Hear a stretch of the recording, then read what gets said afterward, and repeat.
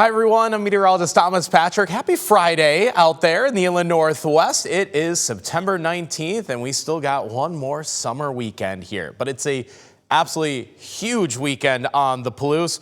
We're going to be talking a lot of Apple Cup and the forecast in case you're already there. You're going to be tailgating, screaming your lungs out for the Cougs. And it's going to be a warm one because let's face it, this whole September has been warm up to this point. No reason for that to change by this Saturday. So let's run through the Apple Cup forecast and what is going to be the hottest Apple Cup ever on record. Of course, the Apple Cup began in 1900, but all those years, the Apple Cup has usually been the last week of November. You remember the traditional rivalry week in the NCAA football is usually the same week as Thanksgiving. Sometimes it's a week before, sometimes it's a week later, but of course, by Thanksgiving and the end of November, it's always pretty cold, whether it was Seattle or Pullman. But now that the landscape has changed and the date of the Apple Cup is now at the beginning of the season, kind of makes sense that this is the weather the Apple Cup has never seen before. Even last year when it was in Seattle, it was 66 degrees, but this year in Pullman, 83 degrees for the heat of the day at 4:30 p.m. for that kickoff. That means all the hours leading up to it for the tailgaters, and that first and maybe second quarter is probably going to be just as hot. I've sat on the sunny side of the stadium every time I've gone, and I know that it is hot, even when it's not looking like this forecast-wise. So make sure to drink plenty of water when you can, wear that sunscreen, and of course, cheer for those Cougs. Now, the sun will set by the time we get to the end of the game. That'll take the edge off a very comfortable 75 degrees. That is perfect weather for football on the Palouse. Of course, it's early season.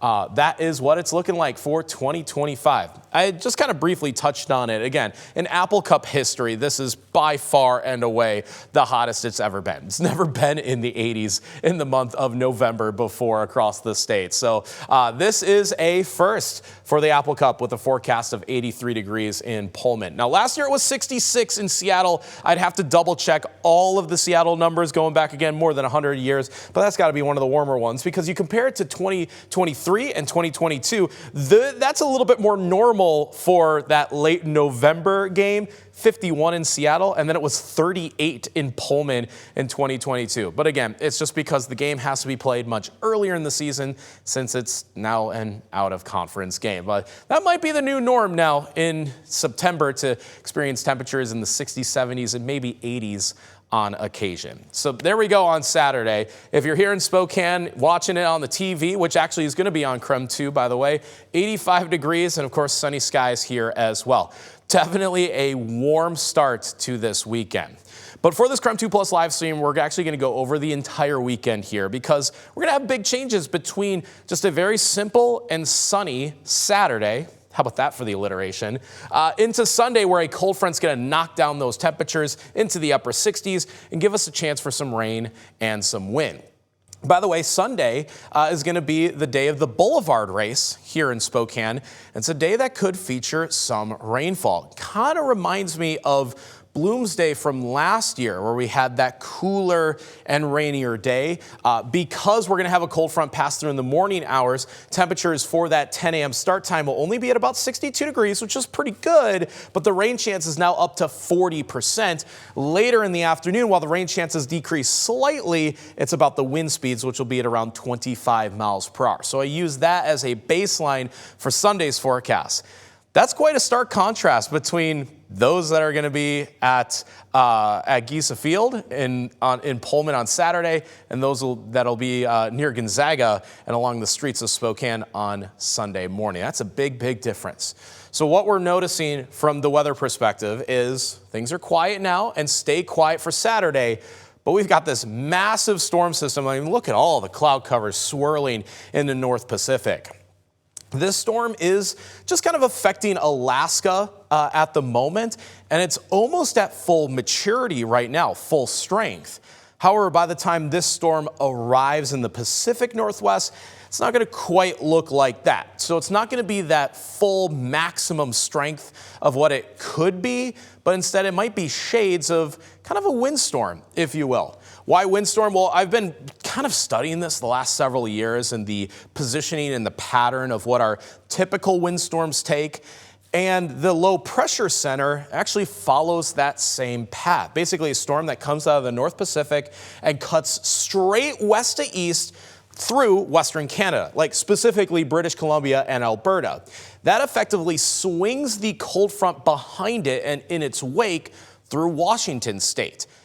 In the winter and sometimes in fall, that can lead to pretty intense windstorms for the region. Again, same pattern, same positioning.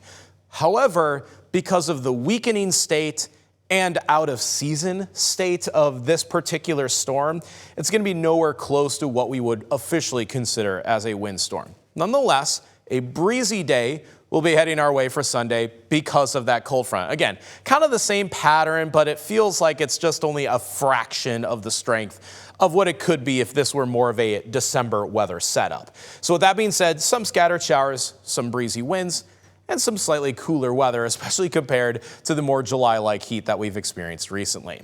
Let's zoom in and show you the rain chances on Sunday, because it will be our first rain chances since this past Monday.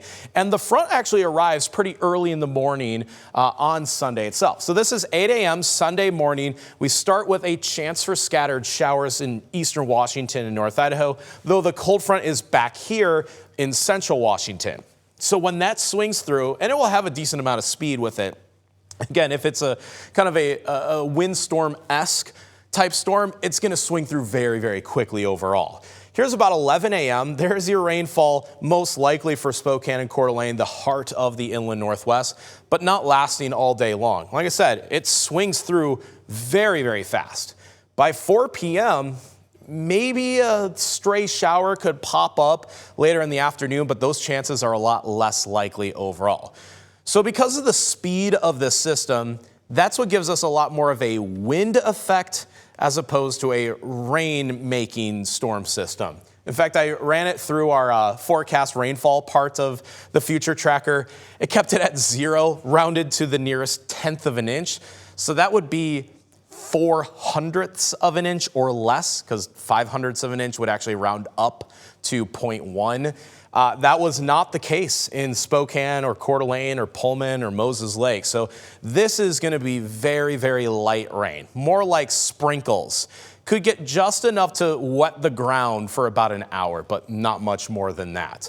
I noticed Colville and Omak just featured a little bit more across the mountains, but obviously this is a big difference compared to the 0.3, 0.4 that the west side will see. That's very common. We call this the rain shadow effect. Basically, all that onshore rain gets squeezed out on the west side towards Seattle, Olympia, Everett, and it gets to the Cascades, and all that moisture gets wrung out like a sponge, like wringing out a sponge. And then by the time it arrives here, you might have a damp atmosphere, but not a full-on wet one. And that's why we see these big, big differences in terms of rain. All that to say that Sunday's rainfall event is not much. It's going to be drops in the bucket in terms of a total amount of rainfall. We'll get more wind than anything else. I'll leave you with this before we loop back around towards that weekend forecast. This has been an absolutely hot start to September. Looking at the data from the 1st to the 18th of the month, so through yesterday, this has been by far the hottest September ever in Spokane history. This is the average temperature, 72.4, not the average high, the average of the highs and lows combined. Basically, every single day has been either 80s or 90s, with a few exceptions. You may remember at the very start of this month, we had a day at 99 degrees, 99, and 98. It was the record for the hottest single day in September history. Well, it wasn't just that one day. We've just carried with that summer theme ever since. So this is a big, big margin. By the way, last year was the record up to that point, and we've basically shattered it here. We'll see how the second half of the month goes, but if the upcoming forecast is any indication, we're well on our way to our hottest September ever, because even with this cold front passing through on Sunday, it only really puts us back to normal. So this is the last day of summer and the first day of fall, and a high of about 70 degrees is very close to an average September day. Nothing below average. Even next week, we are back into the 80s. But again, all eyes on this weekend, and the July heat is really still here. 85 degrees today, 85 tomorrow. Pullman will also be at 83 degrees, making for a pretty hot Apple Cup forecast here. Again, this is going to be the hottest Apple Cup on record. Kickoff at 4:30 p.m. You can watch the game at KREM. If you're heading to Pullman and going to cheer them on in person, make sure you scream loud for the all of us. Can I get a Go Cougs from everybody? I heard a few people in the newsroom shout it with me.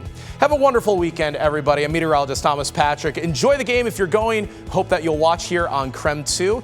And then, yeah, have a great weekend. That's all we have to say.